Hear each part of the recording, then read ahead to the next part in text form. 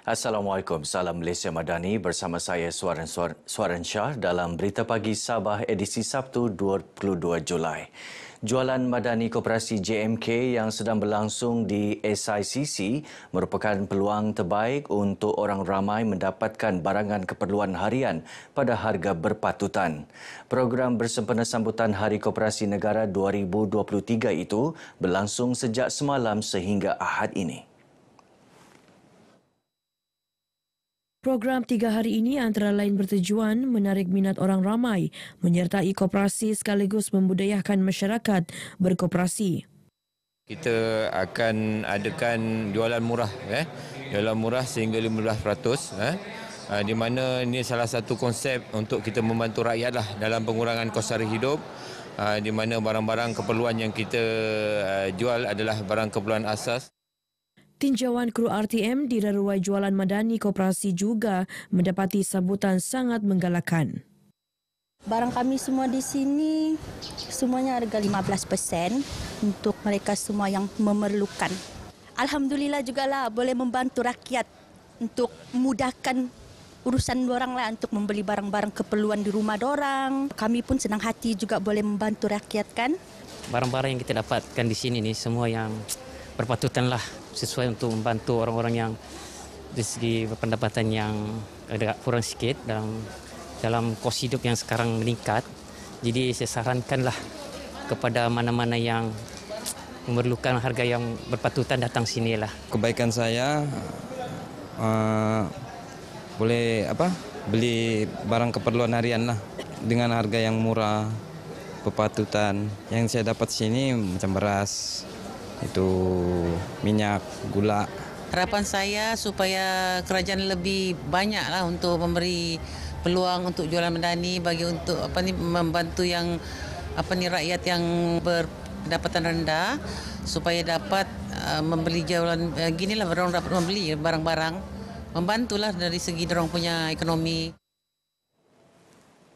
Sementara itu, pemilihan Sabah sebagai tuan rumah Hari Koperasi Negara 2023 mendapat sambutan menggalakkan daripada orang ramai. Rata-rata pengunjung ditemui RTM di Pusat Konvensyen Antarabangsa Sabah SICC begitu teruja melihat pengisian program 3 hari itu yang bermula semalam. Antara program yang mendapat perhatian pengunjung sesi Pokitok yang menghimpunkan para penceramah bertauliah berkongsikan isu semasa seperti penipuan dalam talian. Pihak daripada Polis Negeri Sabah lah, telah memberi kita pendedahan mengenai bagaimana cara-cara untuk mengatasi skema seperti skema macau ataupun skema online. Kita mengharapkan agar program-program seperti ini dapat diwujudkan dari masa ke semasa dengan tujuan untuk memberi pendedahan kepada masyarakat umum. Skema ini sebenarnya adalah salah satu penipuan terhadap masyarakat ataupun orang awam, dan saya sendiri pun pernah mengalami perkara yang seperti ini. Bagi saya program ini sangat baiklah. Apa yang kami dengar di sini walaupun short talk saja tapi memberi banyak impact kepada kami so that kami faham bila banyak pula rupanya memang terjadi pula benda-benda macam ni yang sangat luar dijangkaan kita kan. Malaysia Madani Teras Kecemerlangan Koperasi dipilih sebagai tema sambutan Hari Koperasi Negara 2023. Wanita berumur 40 hingga 70 tahun di daerah Kecil Suk di Pelawa membuat saringan kanser payudara yang sedang berlangsung di Dewan Seberguna Pekan Kecil Suk Keningau. Pemeriksaan tersebut dijalankan sempena program saringan bergerak kanser payudara menggunakan mamogram, iaitu suatu pemeriksaan saringan sinar X yang dilakukan untuk mengesan peringkat awal kanser berlangsung sehingga Ahad ini.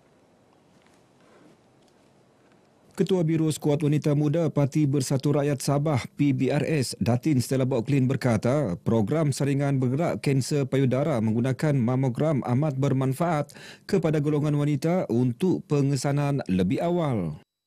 Ini merupakan kesempatan keemasan kepada warga Suk untuk datang dan menjalankan pemeriksaan percuma kanser payudara, kanser usus dan bermacam-macam informasi kita boleh dapat dalam program yang berlangsung selama 3 hari ini. Datin Stella menyatakan demikian kepada pemberita selepas hadir menyokong program ini. Sementara itu, para pengunjung turut menyambut baik penganjuran program ini yang memberi banyak manfaat kepada golongan wanita, khususnya di pedalaman. Program ini bagi saya adalah amat baik. Dia memberi kesedaran kepada wanita-wanita di luar bandar untuk memeriksa pemeriksaan payudara ini dan amat memudahkan kepada mereka-mereka yang jauh daripada pedalaman datang ke Sintesok lah kan. Saya berharap program ini dapat diteruskan lagi di beberapa lokasi khususnya dalam zon pedalaman ini untuk memberikan ruang dan peluang kepada wanita-wanita khususnya wanita luar bandar untuk menjalani pemeriksaan seawal mungkin bagi mengelakkan masalah kesehatan. Pemeriksaan ini dapat mengasah kanser ini lebih awal daripada terus merebak.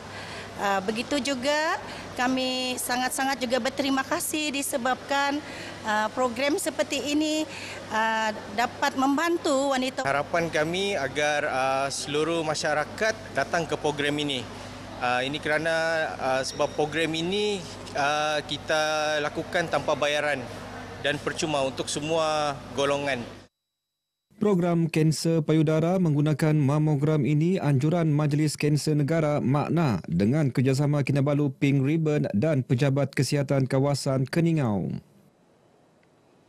Suruhanjaya Pencegahan Rasuah Malaysia SPRM Negeri Sabah sedang mengesan 2 individu bagi membantu siasatan.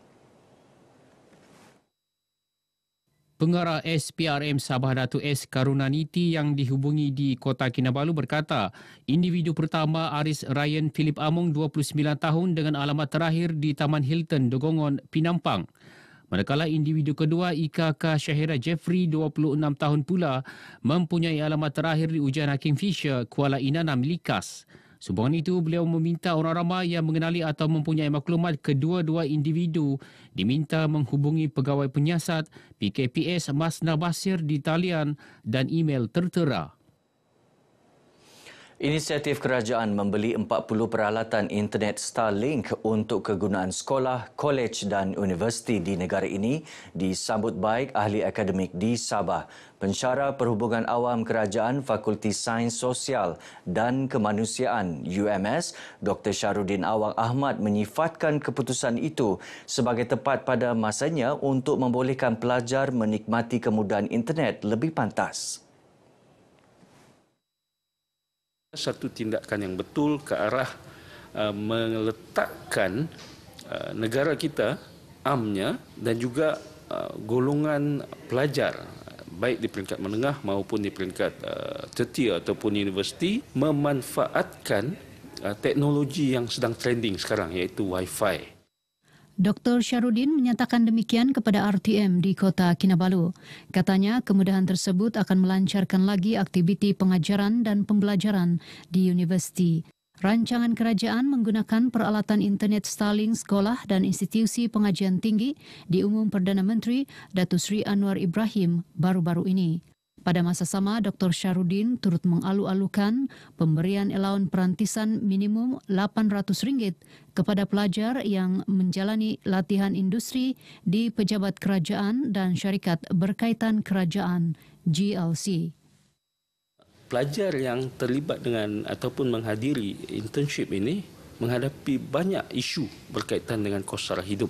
Ya, kalau boleh hasrat kerajaan ini diterima oleh rakyat secara terbuka dan dengan berlapang dada. Sebanyak 873 kes dihasilkan daripada 46,929 pemeriksaan Kementerian Perdagangan Dalam Negeri dan Kos Sara Hidup KPDN Sabah di premis seluruh negeri tahun ini sehingga semalam. Ia melibatkan rampasan bernilai hampir RM2.5 juta, kompaun bernilai RM133,600 serta denda berjumlah RM121,000. Perkara itu diumum pengarah KPDN Sabah, George Abbas dalam satu kenyataan di Kota Kinabalu. Katanya kes tersebut melibatkan kesalahan di bawah Akta Kawalan Harga dan Anti Pencatutan AKHAP 2011, Akta Timbang dan Sukan 1972 dan Akta Kawalan Bekalan 1961. Beliau menjelaskan pemeriksaan berterusan dijalankan sebagai langkah mengawal selia bekalan selain melaksanakan penetapan harga barang kawalan di setiap peringkat rantaian bagi mengelak kenaikan harga tidak terkawal. Menurut Georgie, pegawai penguatkuasa KPDN juga sentiasa berada di lokasi tumpuan bagi memastikan bekalan barangan di pasaran mencukupi, mudah didapati dan dijual pada harga berpatutan. Pada masa sama, KPDN juga telah melantik 170 peruncit dan 89 pemborong di daerah terpilih sebagai penanda aras kedudukan bekalan barangan keperluan asas termasuk barangan kawalan di pasaran.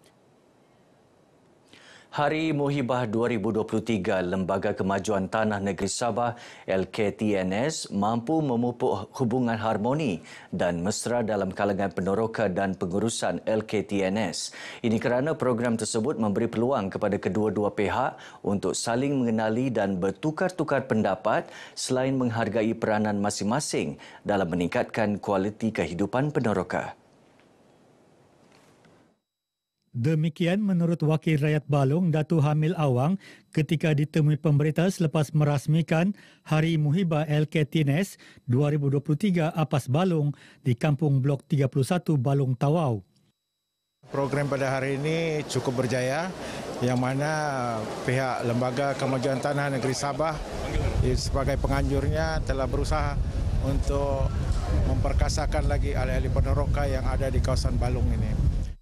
Sementara itu, pengurusi LKTNS, Datuk Abdul Ghani Muhammad Yassin pula berkata, LKTNS sedang berusaha menggalakkan peneroka melaksanakan aktiviti ekonomi tambahan AET bagi meningkatkan pendapatan mereka. Antara aktiviti AET termasuk penanaman durian hidroponik dan pemeliharaan ternakan. Alhamdulillah, apapun program-program yang kita rancang ini, kita berbincang dulu dengan pihak peserta mengenai kesesuaian produk-produk yang mereka inginkan itu, dan juga yang penting itu produk itu sentiasa ada pasaran, bukan bermusim.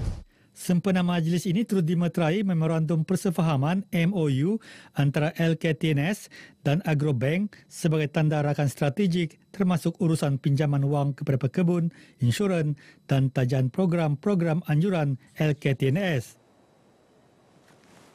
Baik, sekian Berita Pagi Sabah. Menyusul selepas ini Berita Pagi Sarawak. Malaysia Madani, tekad perpaduan penuhi harapan. Salam hormat. You are the motivation, RTM, especially for you. Noingon dinasi, onsoi kapio, osonongko.